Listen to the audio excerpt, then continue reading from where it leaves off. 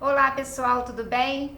Estamos mais num Mesa Aposta e convidamos a você a sentar com a gente, a tomar um chá, bater um papo com essas meninas. Nós somos do time de mulheres da Igreja Presbiteriana das Américas, da SAF Américas, e estamos aqui para conversar sobre maternidade. E hoje nós temos uma convidada muito especial, doutora Alessandra Eringer, que é obstetra e ginecologista. E temos também a Flavinha e a Simone Silva com a gente e vamos aqui bater um papo muito gostoso. Maravilha. Olha essa mesa, gente. Vou comer muito. Esse papo vai ser bom. Maravilhoso esse papo. Vou começar aqui com chá, tá? Fique à vontade, Flavinha. Licença. Então, e aí a gente quer começar contando, queria que vocês contassem um pouquinho da experiência de vocês de maternidade. Nós temos aqui doutora Alessandra, com 2, né? Mãe de 2. Mãe de 2. A Simone, mãe de 2. Flavinha, mãe de 3. Ganhei. Eu ganhei, então eu vou falar por último. Vou dar a palavra à doutora Alessandra. Então. Tá bom, vou contar a minha história de maternidade. Então, como eu segui a carreira médica e a carreira de ginecologia e obstetrícia, eu tinha na minha mente que eu gostaria de ter meus filhos antes dos 35 anos. Isso era um propósito que eu tinha e eu programei a minha vida de trabalho, de estudo para isso. E graças a Deus, Deus me concedeu essa bênção. Então, eu e o meu marido nos casamos, né, o Anderson, nós nos casamos em 2003 e tentei conciliar um pouco da minha formação. Na época que a gente casou eu ainda estava na faculdade, não era possível ter filhos ali, e aí depois a gente passa para residência médica, pós-graduação. Mas como eu entrei cedo na faculdade, deu tempo de tudo isso. Então, com 28 anos, a gente se programou para engravidar, e aí a gente engravidou, com 3, 4 meses, né, a gente conseguiu engravidar, e aí veio a Ana Clara, que nasceu quando eu tinha 29 anos. E aí a Ana Clara foi uma criança que chorou bastante, que deu muito trabalho, então a gente precisou de um tempinho pra gente se recuperar, né? Até que a gente programasse o segundo filho. Sempre foi nosso desejo de ter 2 filhos. Eu venho de uma família, né? Eu tenho um irmão, né? Uma família que me deu um irmão.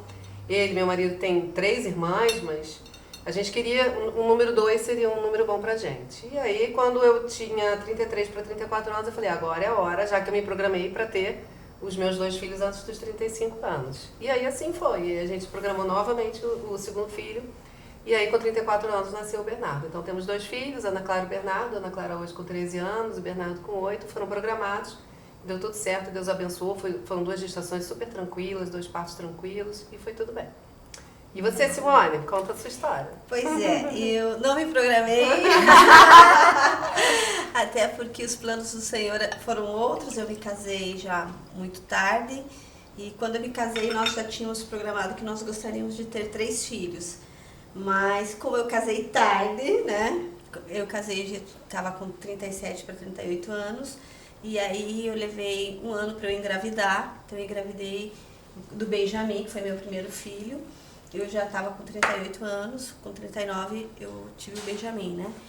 E foi cesárea, porque aí na minha gestação eu descobri que eu tinha um mioma. Aliás, eu ainda tenho mioma.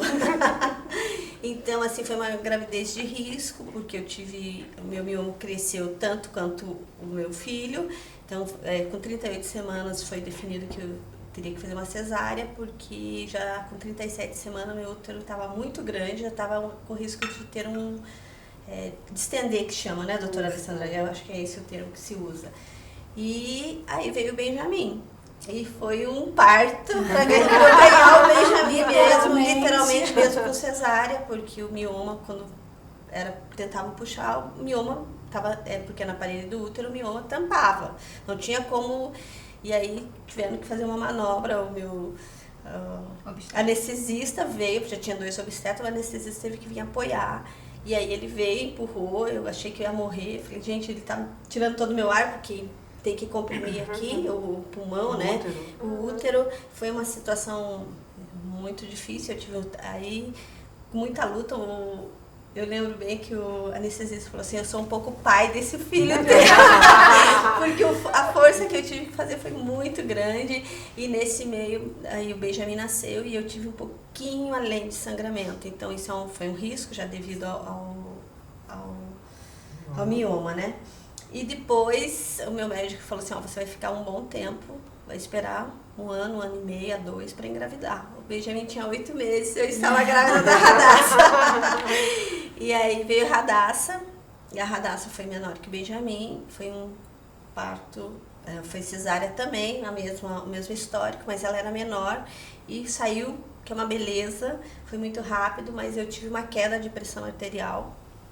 Eu soube depois, e que já tinham levado a Radassa, eu fiquei mais de 1 hora em observação. E foi um momento de testemunhar com relação à generosidade de Deus. O nome da Radassa significa Hadesh, em hebraico, significa murta e biblicamente é generosidade divina. E quando a pediatra entrou, já fazia mais de 1 hora, eu achei que tinha me abandonado na sala de parto, porque eu estava amarrada assim, pelos acessos, eu tinha que, já pelo risco de ter uma hemorragia, ter que tomar sangue, enfim. E aí ela entrou e falou, assustada, o que vocês estão fazendo aí? Aí ele falou, não, ela teve um pico de pressão, a pressão dela chegou a quase a 0, eu não estou sem entender, porque ela não teve anorexia, não teve problema na fala, quando você colocou a Radassa no colo dela para amamentar, que eu coloquei pra gente ver se ela sugava, e eu continuei conversando, natural, e eles ficaram sem entender, e daí eu pude testemunhar, e falei assim, você sabe o que aconteceu? Aí foi o símbolo da generosidade divina. Quando Deus é generoso, é assim que Ele faz. E foi um momento muito especial mesmo, depois de uma tensão.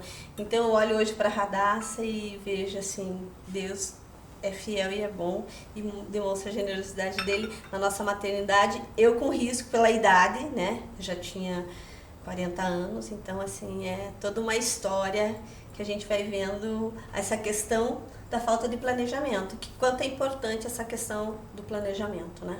É verdade. A minha história é bem complexa, porque eu casei muito nova.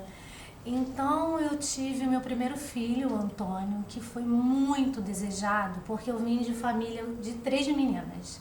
A família da minha mãe eram 3 meninas e a minha mãe teve 3 meninas. E meu pai sempre querendo um filho homem. Ele tentou 3 vezes, eu tinha nome, eu ia me chamar Alexandre, a minha irmã Renata também Alexandre, e minha irmã Tatiana também Alexandre. Mas saiu Flávia e Renata Tatiana. Aí ele queria o primeiro neto, Alexandre. Não veio o Alexandre, porque eu estava traumatizada com esse nome, porque eu ia para o Maracanã vestida de Flamengo, desde os 5 anos de idade, tá? Exercendo ali o lugar do Alexandre. E aí, quando eu engravidei, que eu descobri que era menina, eu fiquei muito feliz. Então, meu primeiro filho, eu tinha 20 anos, nasceu o Antônio. Foi parto normal, muito tranquilo, gravidez tranquila. E isso é muito legal, né, doutora? Sim, isso é ótimo. Porque quando você tem esse lado, que a gente está falando de equilíbrio, e aí eu vejo o seguinte, quando você tem filho muito nova, você tem a vantagem de uma maternidade, de uma gravidez mais tranquila. Sim. E assim, o Antônio nasceu 24 de julho, 3 meses depois eu engravidei da Isabel. Né? Então assim, a gravidez foi super tranquila, mas a maternidade começou a ficar complicada. Porque com 20 anos a gente não sabe muito o que é ser mãe, né? Exatamente. Eu vejo hoje que eu brinquei um pouco ali de boneca. E eu lembro que eu queria fazer tudo. Eu lavava laranja, doutora. Eu lavava laranja, eu lavava limão. Eu não queria que ninguém lavasse a roupa dele. Eu queria fazer tudo e grávida já da Isabel. Isso, assim, atrapalhou um pouco o meu processo profissional. Porque eu me dedicava exclusivamente, era ali meu boneco, meu bebê. E veio a Isabel. Quando a Isabel vem, já nasce de cesárea, complica mais, porque eu não tinha tido pós-parto, porque o parto normal você não sente. Você sai como você entrou, tranquilamente. Não é assim? Exatamente. E a cesárea, você sai de uma cirurgia que você não fez cirurgia, você não estava preparada para sair de uma cirurgia, você foi preparada para uma outra maternidade. Só que você sai...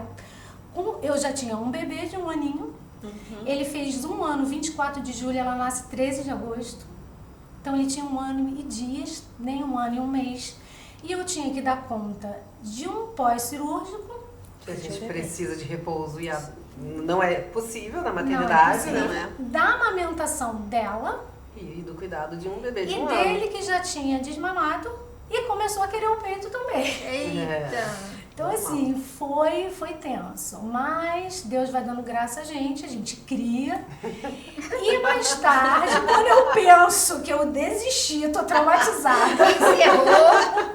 Encerrou a carreira. Agora deu, encerrei minha carreira. Vem essa maravilha na minha vida, que é muito maravilhoso também. A gente ter filho numa idade mais avançada, mais madura. Jovenzinha, 36 para 37 anos. E aí vem a minha Manu, e a Manu, assim, é um presente de Deus, porque ela não foi programada. E, assim, foi muito difícil para mim. Eu tive, inclusive você deve entender muito também, de repente falar até um pouco sobre isso, eu tive depressão pós-parto. Porque quando eu engravido da Manu, eu tô num outro momento da minha vida, de uma carreira bem-sucedida, no auge, sabe? Produzindo, e aquela gravidez eu... Parou um pouco. O não planejado já aumentou essa chance para esses distúrbios psiquiátricos, né, depois do parto. É isso que acontece, né? Sim, é isso mesmo. É mais comum, né? Nas gestações não planejadas a gente tem intercorrências, né? Quando a gente não planeja, a gente não programou.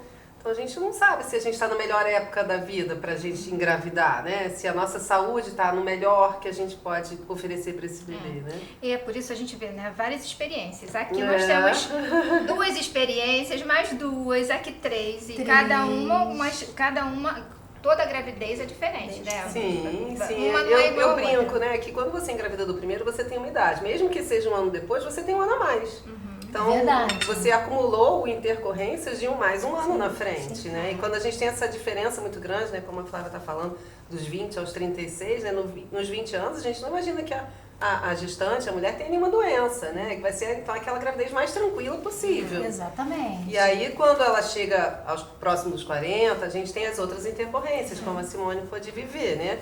Então, já deu tempo de surgirem as intercorrências na saúde da mulher. Isso se reflete na maternidade, com toda certeza, em toda a gravidez, na via de parto, né? No parto em si, no pós-parto, né? A idade influencia muito nisso. Por isso que é importante o planejamento, né? Sim. E aí, Alessandra, qual a melhor idade para a mulher ter o filho? De quanto? Hoje a gente vê que as meninas estão tendo filho, né? Então, a gente tem uma mudança, né, muito grande, né, da época das nossas avós para o que a gente vive hoje, né? Nas nossas avós, eu estava até comentando com vocês, a gente não tinha planejamento familiar. Justamente. Né? A menina saía da casa dos pais aos 14, 15, 16 anos, se casava, e não existia nenhum método contraceptivo. Então ela engravidava no primeiro ano, né? Difícil aquela que não engravidava, era até um problema. E nem sabia muito como era isso, Não né? sabia como era, não sabia nem como engravidava, nem como evitava, se tinha uma forma de engravidar, e ela tinha um filho e engravidava no ano seguinte, enquanto ela menstruasse, enquanto fosse possível ela engravidava, até que chegasse a menopausa, né? A minha avó, por exemplo, teve 10 gestações. E eram assim, e o mais velho cuidava do mais novo, e a família se resolvia dessa forma. Desenhava assim, né? Até porque, né, a mulher não estava no mercado de trabalho, né? Depois, né, da revolução das mulheres, de entrar no mercado de trabalho, de ser competitivo, ela foi mudando e foi pensando em como ela poderia ser produtiva fora de casa. E para ser produtiva fora de casa, ela não pode deixar a criança em casa, porque a criança não pode ficar em casa sozinha. Então, tem que haver essa programação. E aí a mulher, né, e o casal começaram a pensar no que a gente chama de planejamento familiar, que é escolher o momento ideal para ter filhos e pensar no número de filhos ideal para aquele casal. Tem gente que vem com a ideia de formar famílias grandes, de 6, 7, mas encontra um par que não, que quer ter 1 ou 2. Então, o ideal é que o casal negocie quantos filhos quer ter e programar a idade ideal, né? Pensar, eu brinco com as minhas pacientes que se a gente esperar o momento ideal, a gente nunca vai ter filhos. Porque a gente vai querer sempre ter uma formação melhor, um apartamento melhor, um nível de vida, né? Que possa colocar na melhor escola da cidade. E talvez a gente tenha que repensar isso, né? Também nem tanto, nem tão pouco, né? A menina jovem, né? A gravidez na adolescência, em geral não programada, também tem riscos, né? Aumenta alguns riscos também quando é muito precoce. E aumenta os riscos quando é muito mais velha. Então a mulher próxima dos 40 anos é aquela que já teve tempo de apresentar algumas intercorrências, uma hipertensão, um diabetes, um problema renal, uma doença da tireoide, uma miomatose. Então a gente sabe que qualquer intercorrência na saúde da mulher, principalmente da mulher, né, muito mais do que do homem, pode ter consequências para essa gravidez e para esse bebê. Então, não existe um ponto ideal. Qual é a idade ideal? Na idade em que a mulher esteja saudável, livre de doenças, que ela, se ela tem alguma doença, que essa doença esteja controlada, né, para que ela faça exames pré-natais, porque existem algumas coisas que a gente pode prevenir, uma deficiência vitamínica, uma vacina que ela pode tomar para se prevenir durante a gravidez. Então, o ideal é o momento que o casal esteja pronto para receber uma criança. Sem achar que vai chegar o momento certo. Ideal, se você esperar o momento certo, vai passar da época que a mulher é fértil, né? A gente também estava comentando outra coisa, que para o homem não existe um limite, né, para ele poder gerar filhos, né? Isso é bem estabelecido na literatura, que a idade não vai interferir no potencial, a idade em si, né, no potencial do homem de gerar filhos, mas para a mulher sim. A gente sabe que a mulher nasce, né, com os óvulos, que são as células, né, responsáveis ali pela produção do embrião, desde que nasceu. Então, toda a influência que ela pode ter de radiação, de química, de agrotóxico, de doenças, seja lá o que for, coisas conhecidas e desconhecidas, estão ali com ela desde que ela nasceu. Então, se vão passando os anos, né, se ela vai deixando 30, 40, vai chegar um momento em que a chance dela engravidar é menor, e quando ela engravida, a chance de complicação ainda é maior. Então, assim, nas clínicas de reprodução humana, onde as mulheres... uma outra realidade, né? Lembrando da clínica de reprodução humana, né? As mulheres hoje em dia que querem ter filhos mais tarde, muitas vezes procuram a clínica de reprodução para congelar os óvulos. Sim. E aí sim, existe a idade ideal para congelar óvulos, para que eu tenha os óvulos da melhor qualidade, né? E aí gira em torno dos 30 a 35 anos, algumas clínicas consideram 32 anos, que seria então, se a gente imagina, né, que para a reprodução humana, aquele é o óvulo de melhor qualidade para ser congelado, talvez seja a melhor idade para ela engravidar. Não existe um limite de tempo para isso, mas talvez seja o auge, né? Aos 30 anos, né? Na década ali, entre 30 e 35 anos, seja o auge. A mulher já tem alguma posição na sociedade, já tem uma profissão, pelo menos, encaminhada. Não teve tempo, não é comum a gente ver mulheres de 30 anos hipertensas, diabéticas, não. Agora, então, Alessandra, em relação a isso, você falou dos 30 aos 35, 32. E a mulher mais jovem também? Sim, né? sim. Seria a partir dos 20 anos, ela já teria... Mas é isso que a gente estava conversando até da sua experiência. Ela tem a saúde lá em cima, né? Ela tem os ovários lindos. Eu amo fazer ultrassom de uma paciente jovem, que aqui os ovários são lindos. Mas talvez ela não tenha maturidade emocional para isso. Exatamente. Então a gente tem que achar sempre o equilíbrio, né? Não é só a saúde, não é só emocional. Porque tudo bem. Então a mulher fez um concurso público, tem um cargo altíssimo aos 45 anos. A chance dela engravidar ali é muito pequena, espontaneamente. Ela vai precisar de ajuda. E se ela parte para a reprodução humana, ela pode engravidar, claro, mas ela tem mais chances de intercorrências durante a gravidez. Então, tudo é equilíbrio, né? A gente achar o momento ideal. Uma coisa que eu sempre falo para os pacientes que ficam postergando, eu chego a paciente para fazer exame comigo com 35 anos. Não, eu estou pensando, daqui a 2, 3 anos eu vou começar a tentar. Não, porque a gente não vai engravidar no momento exato que a gente quer. A gente ainda tem esse tempo de tentativas. Então, assim, pensar que a cada ano que passa eu estou diminuindo um pouco a chance de engravidar. Então, tentar conciliar, né, com o parceiro, com a vida profissional, com a vida pessoal, o melhor momento, né? Não existe um momento ideal, ponto. É o momento ideal para aquele casal em torno ali dos 30 anos, seria... Até porque, né, Alessandra, com relação à idade, você falando das gerações, né? Eu sou a 11ª filha. Então, minha mãe, olha a sua geração, olha o exemplo. Eu sou filha caçula de 11 irmãos e a minha mãe me teve com 43 anos.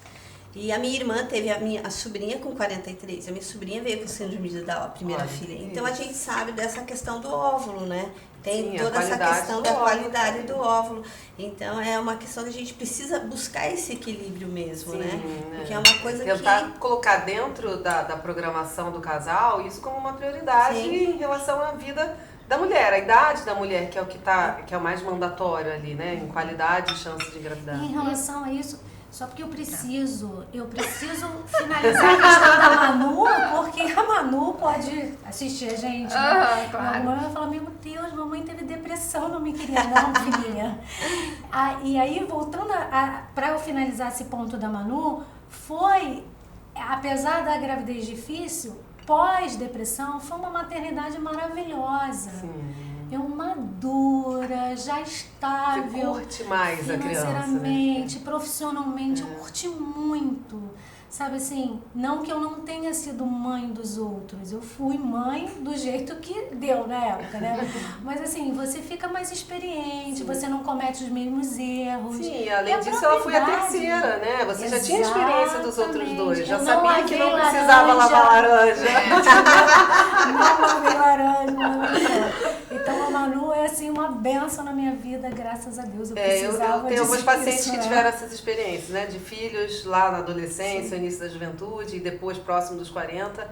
E a gente tem isso, né? Tem ônus e bônus nos dois lados, né? Sim. Quando ela é mais jovem, ela tem a saúde, é um parto mais tranquilo em geral, mas ela não tem maturidade pessoal, né? De educar, de como vai administrar a vida, né? Com uma criança ali. E a mais madura, não mais velha, a mais madura, sabe como administrar melhor, né? Ela tem experiência, já tem, talvez ela tenha paz interior e segurança que ela pode dar um futuro bom para aquela criança, porque ela já se desenvolveu na sua área pessoal e profissional, e isso traz paz também para o coração, né? Com certeza. E aí a gente falando nesse preparo, né, nessa organização de tempo, e a gente fica pensando também assim, existem exames pré para a mulher.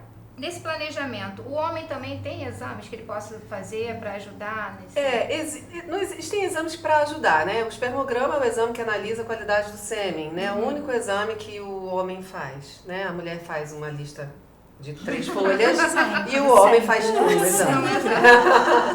Mas eu sempre brinco, eu sempre falo com as minhas pacientes também uma outra coisa, né? Que a gente não pode enxergar um problema antes de encontrá-lo, né? Primeiro o casal tem que tentar. Né? Sim. Porque as pessoas falam assim, não, mas tem que fazer muitos exames antes para saber se eu posso ter. Você tentou? Você nem tentou ainda, né? Você tem que deixar tentar. Lógico que você tem que estar com a saúde em dia, né? E a gente sempre fala que não é só para engravidar, né? Para qualidade de vida. Uma boa dieta, uma atividade física regular, exames de rotina regular, saber se o seu colesterol tá bom, se a sua glicose tá boa, saber se as suas vitaminas estão compensadas só com a alimentação, se você vai precisar repor alguma coisa, se precisa vacinar, né? Se a vacina do tétano tá em dia, se a vacina da hepatite B tá em dia, da gripe. Então, existem alguns aconselhamentos que a gente chama de aconselhamento pré-concepcional para o casal. Em geral, só a mulher que procura, a gente sabe disso, né? Mas seria o ideal, assim, que o casal procurasse, né, um atendimento, um clínico, um urologista, um ginecologista, quem quer que fosse, para saber se a saúde, em geral, está em dia para tentar engravidar. A gente sabe que algumas crianças carregam, né, para o resto da vida, o risco aumentado de doenças metabólicas, que a gente chama, né, de colesterol alto, a glicemia alta, por alguma herança herdada no período da gravidez da mulher. Né? A gente já sabe que a mulher, por exemplo, que tem diabetes gestacional, este bebê tem um risco maior de ter doenças metabólicas na idade adulta, né? Então, isso já está estudado, publicado, acompanhado. Então, o ideal é que a mulher esteja em boas condições de saúde, que se mantenha em boas condições de saúde durante a gravidez, para que ela possa dar a esse bebê, além de uma herança genética, né, uma herança de saúde para essa criança, né? Esse é o momento ideal. Por isso que pré-natal existe. Né? A gente não fica de malvada quando a gente está lá medindo o peso, medindo a pressão, porque a gente está lá alarmando. Olha, você ganhou um pouquinho mais de peso agora. Vamos tentar ver onde você errou, onde a gente pode melhorar para que a gente consiga, ao final da gravidez, ter um ganho de peso adequado, para que a gente diminua o risco das intercorrências da gravidez que estão associadas a um pré-natal que não foi o ideal do peso? Não, o ideal depende de como você engravidou, né? Se você já engravida acima do peso, você não tem crédito. Não tem crédito. Mas se você é só o bebê. Mas, assim, em geral, né, as pacientes, graças a Deus, têm procurado, a maioria das pacientes, né, que a gente vê aqui, tem procurado se programar o mínimo de ter uma saúde em dia antes de engravidar, graças a Deus. Então, eu falo com as pacientes que seria, se você engravidar 1 quilo por mês, isso é um sonho de consumo. Imagina, 9 quilos numa gravidez, mas é muito difícil.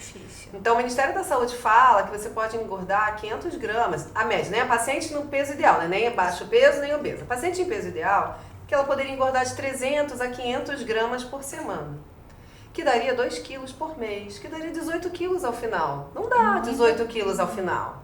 Então, a gente recomenda que a mulher em peso ideal, que engravide no peso ideal, que ela ganhe de 9 a 12 quilos aí no máximo nesses 9 meses. Mas o quanto menos ela ganhar, melhor. desde que a gente acompanhe o crescimento desse bebê, a pressão, a glicose, né? A gente tem que saber se o bebê está ganhando peso adequado. Às vezes a gente pega alguns casos de bebês que não estão crescendo adequadamente. Você vai olhar na dieta da mãe, é uma dieta pobre, né? Uma dieta pobre em proteína, pobre em gordura, nas gorduras boas e rica em carboidrato, que só dá gordurinha, não dá bebê saudável. Entendi. E Alê, durante a gestação, e aí, engravidou? Quais os exames? A gente tem alguns exames, né? Existe uma rotina imensa de exames de sangue, de urina da paciente. Né? Nesses exames a gente está vendo a saúde da mãe que reflete na saúde do bebê.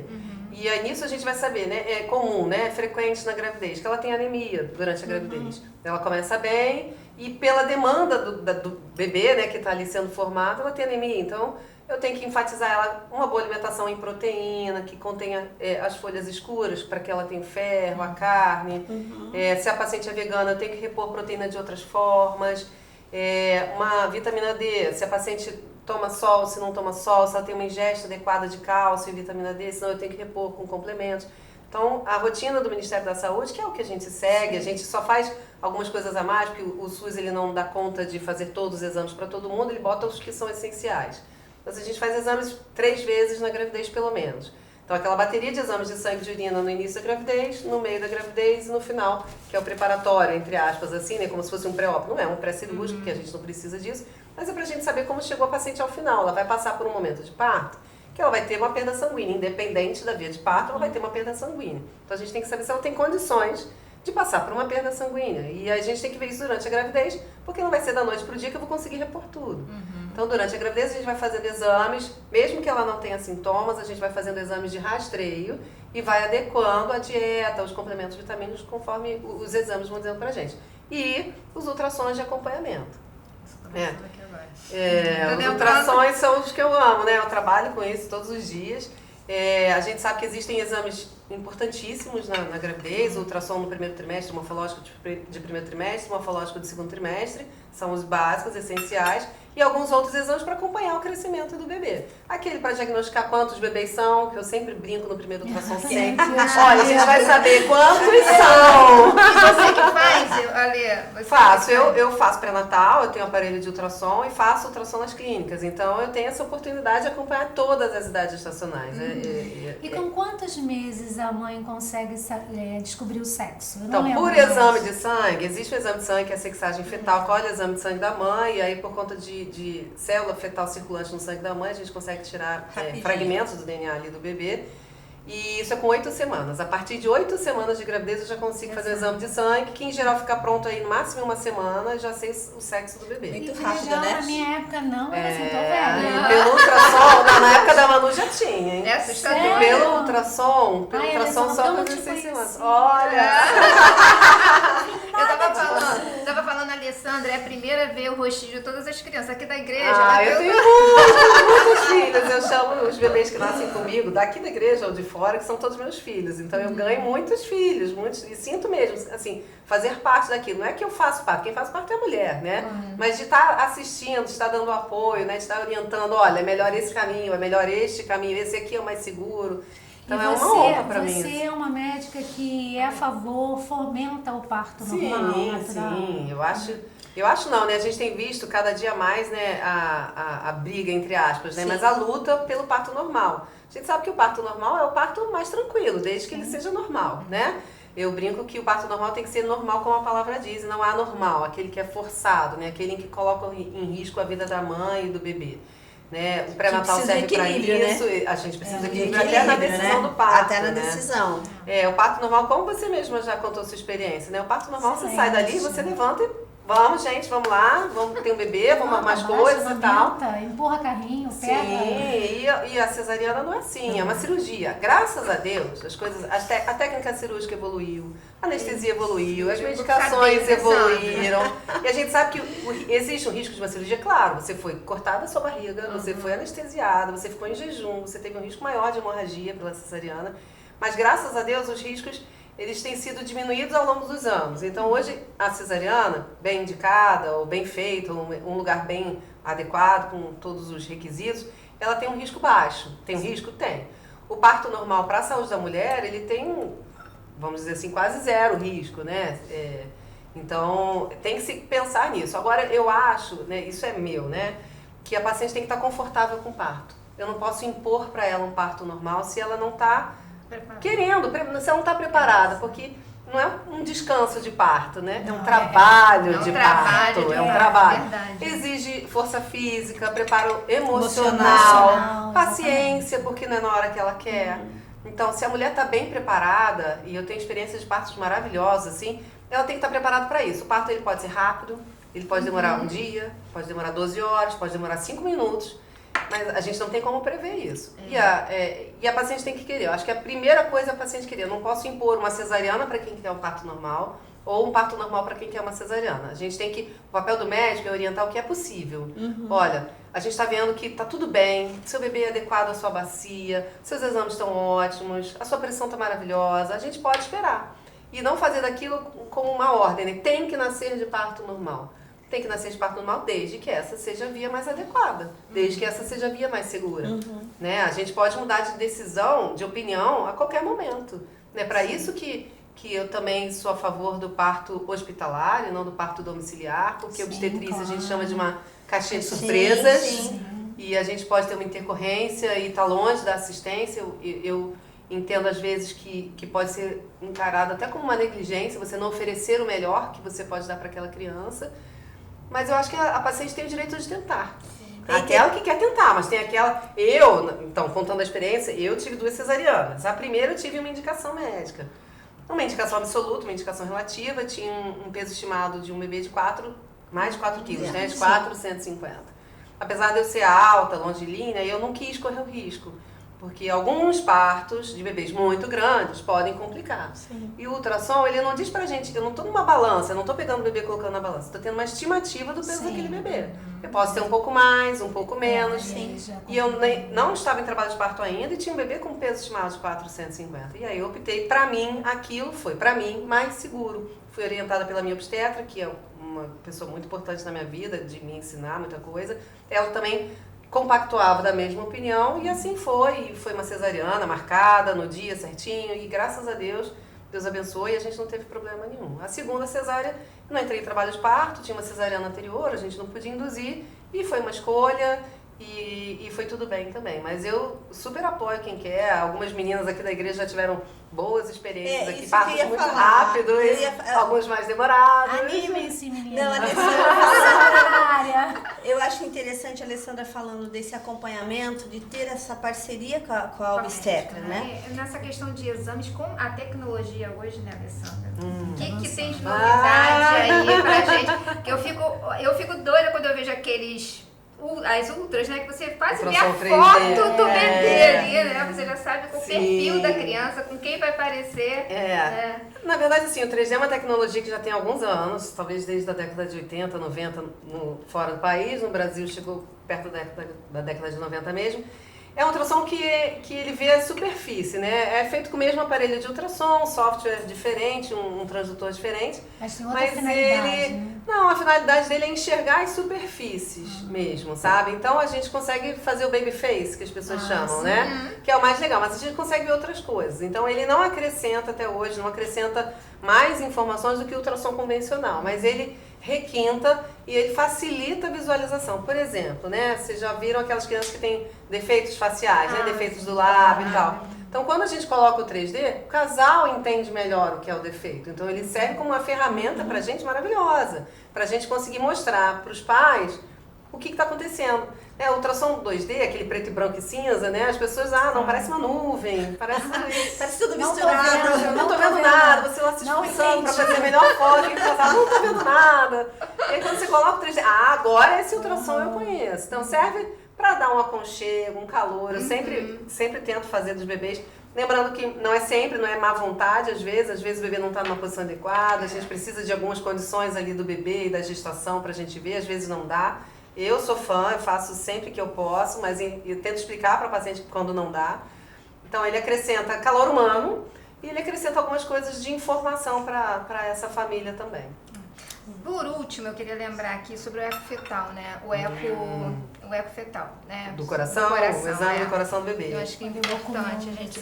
Gente, vamos comer um pedacinho de bolo. Então, a Flávia Vocês estão conversando, eu tô só Tá certo, Flávia. A gente tá no suco. Saudável, alguém mais quer suco? Eu não, eu tô no chazinho aqui. Quer o suco verde? Eu tô no chazinho aqui. Eu tô muito saudável. Isso é Nutella, hein? Se você tivesse fazendo Legal. pré-natal, você ia ter controle. Simone, eu duvido você cortar um pedacinho de bolo aqui pra mim, Simone. Eu duvido você pôr um pedacinho de bolo. Mas então, o ecocardiograma fetal é porque eco é um nome usado como sinônimo de ultrassom também. Então, ecocardiograma é um exame pré-natal que usa o mesmo aparelho de ultrassom, mas em geral é feito por um médico especialista em coração, em geral cardiologista. É um exame que não está disponível no SUS ainda, porque é um exame de alto custo, porque depende de um profissional muito bem capacitado e habilitado para isso. E é um exame que a gente olha com detalhes o coração do bebê. Como eu estava falando dos exames de ultrassom, né, a gente tem os exames morfológicos de primeiro trimestre, segundo trimestre, mas como a gente sabe que a malformação do coração do bebê não é uma malformação visível, né, externamente, e ela é muito frequente e muitas vezes ela limita a vida dessa criança, né, o ideal é que a gente faça esse diagnóstico pré-natal. E aí entra o ecocardiograma fetal, que é feito ali no meio da gravidez, que é um exame que olha direto o coraçãozinho do bebê e vê que tipo de defeito esse bebê tem. Os defeitos podem ser vistos no exame morfológico feito pelo obstetra ou pelo radiologista, mas hoje em dia a gente tem cada vez mais orientado que as pessoas façam o exame do coração do bebê também, para que a gente programe o parto. Existem já cirurgias fetais, você estava falando de inovações tecnológicas e tal, então é bom a gente falar nisso, né? A medicina fetal é a especialidade que é o, entre aspas, o generalista do feto. É o bebê que vai olhar, é a especialidade em que a gente olha o bebê da cabeça aos pés. Então a gente vai olhar dentro do cérebro, dentro do coração, dentro do abdômen, na coluna, nos membros. E foi evoluindo de tal forma que hoje em dia a gente tem cirurgia dentro do útero. olha, Nossa. Né? Isso já é uma realidade no Rio de Janeiro mesmo. Alguns médicos fazem cirurgias. Em São Paulo, no exterior, tem para todo lado. E São a cirurgias principal... robóticas? Não são robóticas, não. Elas podem ser com o útero aberto ou por videolaparoscopia. Então não tem robótica para medicina para que fetal, casos não. específicos? Então, o principal caso... Existem alguns casos, né?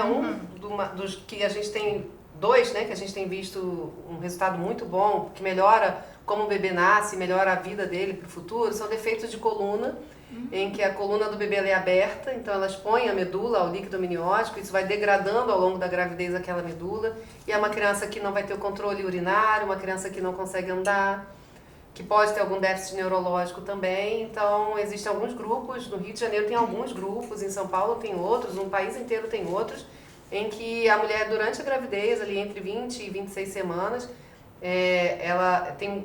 É acessado o útero, aí dependendo da técnica, do defeito, do tamanho da idade gestacional, e é reparado esse defeito, é costurada a pele em volta da coluna para que eu evite maior agressão ali.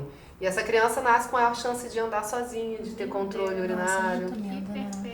Essa é uma das cirurgias. A outra cirurgia é quando eu tenho uma gestação de gêmeos que vieram de um embrião só, né?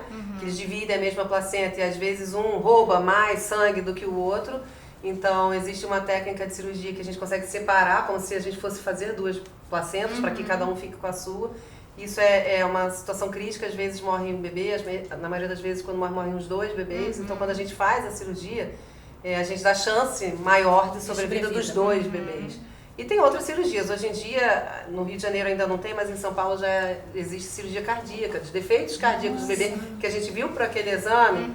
E a gente consegue operar dentro do útero, para que essa criança tenha menos repercussão da doença cardíaca dentro do útero e já nasça com uma condição melhor. Né? Então, esse é o grande avanço da maternidade, eu diria, né? Que o parto é o parto normal, cesáreo, normal desde que o mundo existe. E a cesariana de alguns anos para cá. E o ultrassom, que foi entrando no Brasil aqui a partir da década de 80, que a gente conseguiu fazer diagnósticos de quantos fetos são, se tem algum defeito maior, o ecocardiograma, o exame específico do coração do bebê, e a cirurgia fetal, que é a cirurgia intraútero, né, de correção de defeitos do bebê dentro do útero. Essa é um panorama rápido do que foi a evolução do cuidado com a maternidade ao longo desses anos. Muito bom. E foi muito bom a gente estar juntas aqui. E um panorama rápido do que a gente tem dentro da magia, né? Da magia, maternidade, do mundo da maternidade, né? Eu sei que assuntos a gente tem de sobra. Nossa, né? A gente conversa aqui mais umas 2 horas. mais umas 2 horas, mas foi muito bom, Alessandra, ter você aqui com a gente. E assim, a gente... o que eu fiquei pensando hoje, ao longo do dia, para conversar aqui, que às vezes a gente tem, né, as meninas que, assim, o Senhor é perfeito, Ele faz a gente, né, Ele fez a mulher para engravidar, né? Eu não sei se existe, eu queria até saber, se existe algum problema que a mulher tenha que ela não possa gerar, que já venha desde... Sim, existem as malformações, né? A mulher que nasce com alguns defeitos uterinos, ou sem o útero, existem algumas síndromes disso Sim, aí. né? Mas, assim... Mas isso são recessões, né? Recessões e raramente, são raras, né? São raras, e acontece, né? Mas, assim, a gente louva a Deus porque Ele é um Deus perfeito, Ele cria a mulher, né? Pra gerar, né? E quando não se pode gerar... Com né? o útero, a gente gera com o coração, né? Com toda certeza. E os filhos do coração, às vezes, dão tantos problemas quanto, né? Quanto o filho gerado, né? Igual, filho do né? E as mesmas alegrias também, isso, né? Isso. Então, o nosso Deus é perfeito e a mulher foi criada para isso, né? E algumas querem, outras não, isso, né? Depende de cada uma. E a gente agradece ao Senhor por isso, né? Esse privilégio que nós temos, né? Eu também considero como privilégio. Eu me sinto uma privilegiada por ter escolhido essa especialidade, né? Eu brinco que é a especialidade mais alegre dentro da medicina. Toda a especialidade você trata uma doença. Na obstetrícia não, a gente está tratando uma vida, né? uma alegria. Trazendo né? vida. Exatamente. Então, cada parte é uma alegria, né? São muitos filhos. As coronárias vão apertando a cada parte. E eu quero te perguntar, você tem ideia quantos partos você já fez? Não tenho ideia. Porque a gente começa a auxiliar partos desde que a gente está na faculdade, né? Nosso treinamento começa ali. Em algum momento você pensou em contar? E quando eu pensei, já tinham passado muitos. Eu falei, eu vou estar deixando de contar muitos, não vai valer essa conta. Então, mas muitos, né? Muito bom. Mas é bem interessante, né? Essa questão da gente também não só gerar, né? Mas o maternar. A partir daquilo que Deus coloca nas nossas mãos, né? Esse desejo de maternar, seja tendo filhos ou não, né? Que aí a gente também entra no maternar de filhos espirituais, né? E tudo isso envolve o mesmo amor, o mesmo afeto, o mesmo sofrimento, porque é uma coisa maravilhosa, mas tem os sofrimentos, né? Mas é interessante quanto Deus é maravilhoso e nos deu para nós mulheres a capacidade de seja gerar ou gerar através da maternidade sem gerar através de nós. É interessante isso, né? Porque nós nascemos maternas. E o somos maternais. E o pastor JR, assim, até quando eu vim para a Igreja das Américas, né? Então, assim, eu tive um problema, né? Há algum tempo atrás, eu não pude ter o privilégio de gerar filho do meu ventre, mas eu aprendi aqui sobre essa questão da maternidade, que por eu não é porque eu não gerei filho do meu útero, do meu ventre, eu não sou mãe. Eu tenho essa maternidade e isso eu aprendi aqui, né? Eu dou graças a Deus pela nossa igreja e pelo nosso pastor, né? Que ele me ensinou isso, né? Então depois desse tempo, assim, isso me curou até de um certo, né, alguma preocupação que eu tivesse com relação a isso. Então, assim, essa questão da gente gerar filho do coração, né? Os filhos do coração são tão importantes quanto, né, aquele que a gente gera e dão as mesmas alegrias, como eu já falei, as mesmas preocupações, né? Eu acho engraçado, eu até lembrei de uma irmã da igreja que ela tem mais idade do que eu e ela me chama de mãe espiritual. Ah, você é minha mãezinha espiritual. Então, assim, a gente quer compartilhar, né? É muito lindo. E a gente quer estender também essa conversa aqui, não só para as meninas que geram, estão se preparando, né? Para as que estão se preparando, porque já estão grávidas. já estão grávidas, né? Para que já passaram desse tempo, né? As que não tiveram também, porque o Senhor nos fez perfeita e isso é privilégio nosso. Então a gente agradece mais uma vez, Alessandra. É muito bom pra conversar. Mim foi ótimo. Nossa, eu amo bater papo também. Honra, Gente, me chama em sério. Nós já temos assunto para temos assim uma... Se prepara. Foi pré. Já vou preparando. Já temos gente. umas fichas aqui de vários assuntos importantíssimos que a gente vai precisar do seu acervo. Vai dar o que falar. Vai dar o que falar. Esperem, aguardem, porque a gente tem muita coisa para conversar. Simone, muito obrigada. Flavinha, Deus abençoe. Muito obrigada. Foi muito bom. Muito bom. Ale, Deus abençoe também. Você que está nos assistindo, é muito bom ter você aqui com a gente. E aguardem que vai ter mais mesa posta e a gente convida e quer que você esteja sempre com a gente. Um beijo grande, até a próxima. Tchau. Tchau. Tchau.